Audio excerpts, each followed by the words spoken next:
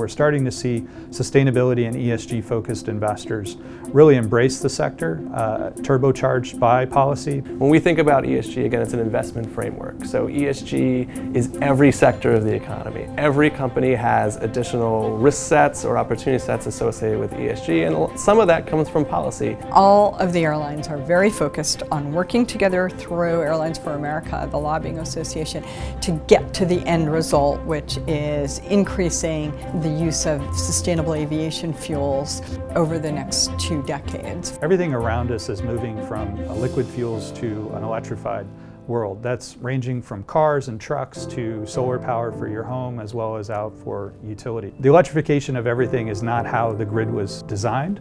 We're moving to a distributed and decentralized grid that needs to be managed. And so really the evolution of the electric grid as well as the electrification of everything are the 2 biggest investment themes that we see in the decade ahead. ESG is certainly more politicized than it has ever been. We always recommend our clients take a step back and look at this as something in context as opposed to something new. The industry is working really aggressively to try to lower their carbon footprint. The goal is to do it by 2040 or 2050, depending on the airline. Heading out into 2030, we start seeing a quarter to a third of vehicles being electric, driven by both policy as well as consumer desire.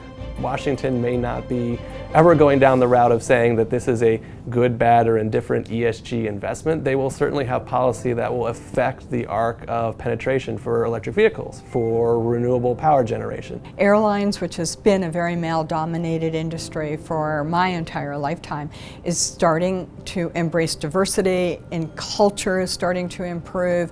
The C-suite has changed. There's much more scrutiny on the S and the G, so societal benefits, governance aspects. So one of our important roles is just understanding what's important, what's really happening, and then linking that with the corporates that are positioned to, again, either reduce risk or identify and capture opportunities. And that's our view of ESG as an investment framework.